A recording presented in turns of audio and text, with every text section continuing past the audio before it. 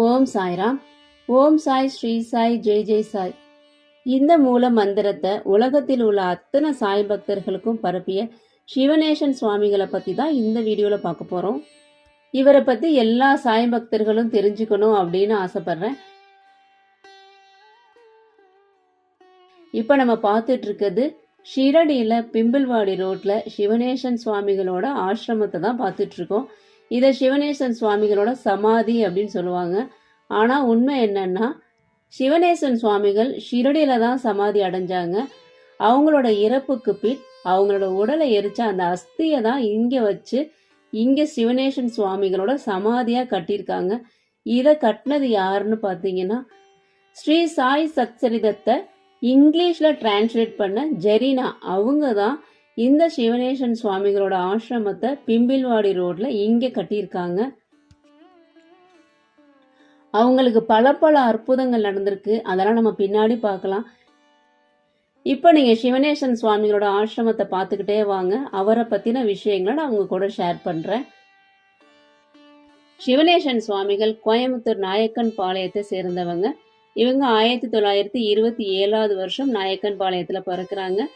இவங்க பிறந்த தினம் அன்னைக்கு பாத்தீங்கன்னா ராமநவமி. சிவனேசன் சுவாமிகளுக்கு சிறு வயதிலேருந்தே ஆன்மீகத்துல நாட்டம் அதிகமா இருந்திருக்கு. சிவனேசன் சுவாமிகளோட அம்மா இறந்ததுக்கு அப்புறம் சிவனேசன் சுவாமிகள் பம்பாய் நோக்கி வர்றாங்க.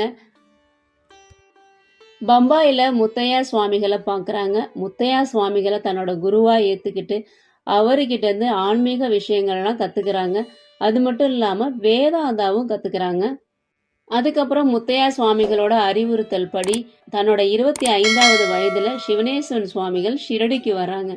ஷிரடிக்கு வந்த உடனே அவர் மனதுல ஒரு ஆனந்தம் பிறக்குது. இங்கதான் தன்னோட வாழ்க்கையோட அர்த்தத்தை அவர் உணர்றாரு.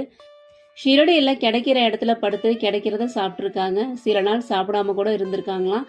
ஒரு கப் டீயோட ஒரு நாள் ஃபுல்லா சாப்பிடாம இருப்பாங்களாம்.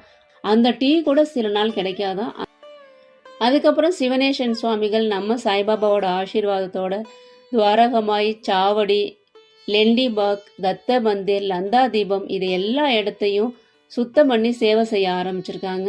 இவரோட தன்னலமற்ற சேவையை பார்த்து சன்ஸ்தானத்திலிருந்து துவாரகமாய், சாவடி, லெண்டிபாக், நந்தா தீபம் இந்த இடங்கள்லாம் சுத்தமா பராமரிக்கவும் அந்த இடத்துல இவர் விளக்கேற்றவும் நியமனம் பண்ணியிருக்காங்க.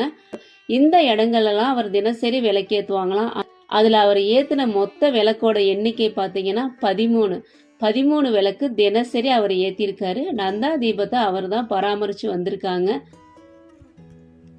அதுக்கப்புறம் இன்னொரு முக்கியமான விஷயம் என்னன்னா, நம்ம சாய்பாபாவோட ஆசீர்வாதத்தோட துணியை பராமரிக்கிற பணியையும் இவர்கிட்ட கொடுத்துருக்காங்க.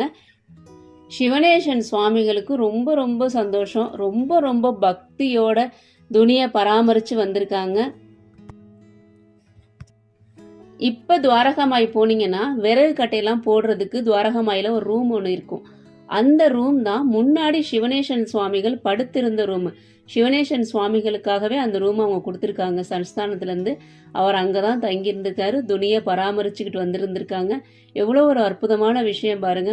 கோயம்புத்தூரை சேர்ந்த ஒரு தமிழர் அவரு ஷிரடியில போய் துணியை பராமரிக்கிற ஒரு வாய்ப்பு கிடைச்சிருக்கு, ஒரு பாக்கியம் கிடைச்சிருக்கு. இது எல்லாமே நம்ம சாய்பாபாவோட ஆசீர்வாதம் தான். சிவனேசன் சுவாமிகள் தன்னலமற்ற சேவை செய்ததற்காக ஒரு பாக்கியம் தான். அவருக்கு இப்படி ஒரு வாய்ப்பு கிடைச்சிருக்கு. சிவனேசன் சுவாமிகள் படிச்சது பாத்தீங்கன்னா 8th வரைக்கும் தான் படிச்சிருக்காங்க. ஆனா ஷிரடி போனதுக்கு அப்புறம் அவர் நிறைய லாங்குவேஜ் கத்திருந்திருக்காரு. நிறைய சாய் பக்தர்கள்ட்ட அவங்களோட மொழிகள்லே பாபாவோட அற்புதங்கள், பாபா பத்தின அத்தனை விஷயங்களுமே சொல்லியிருக்காங்க. ஷிரடிக்கு வரும் பக்தர்களுக்கு ஆன்மீக பாதை வழிகாட்டியாகவும் இருந்திருக்காங்க. நிறைய புஸ்தகங்களை படிக்க சொல்லி வலியுறுத்தியிருக்காங்க. ஷிரடிக்கு வர ஒவ்வொரு பக்தர்கள்ட்டுமே சாய் நாமத்தை கண்டிப்பா சொல்லுங்க அப்படின்னு சொல்லி வலியுறுத்தியிருக்காங்க. ஒவ்வொரு பக்தர்களுமே சாய் நாமத்தை தவறாம சொல்லியிருக்காரு. ஓம் சாய், ஸ்ரீ சாய், ஜெய் ஜெய் சாய் நாம ஜபம் பண்ணியிருக்காங்க.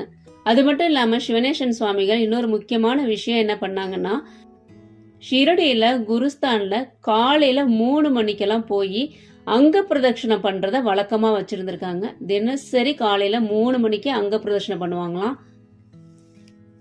அதுக்கப்புறம் லெண்டிபாக்ல உட்காந்து தியானம் பண்ணுவாங்களாம். லெண்டிபாகில் உட்காந்து தியானம் பண்ணும்போது நிறைய தடவை சாய்பாபா கிட்ட பேசியிருக்காங்களாம். சாய்பாபா அவருக்கு காட்சி கொடுத்துருக்காரு அப்படின்னு சொல்றாங்க. சிவனேஸ்வரன் சுவாமிகளை பத்தி சொல்றதுக்கு இன்னும் நிறைய விஷயங்கள் இருக்கு.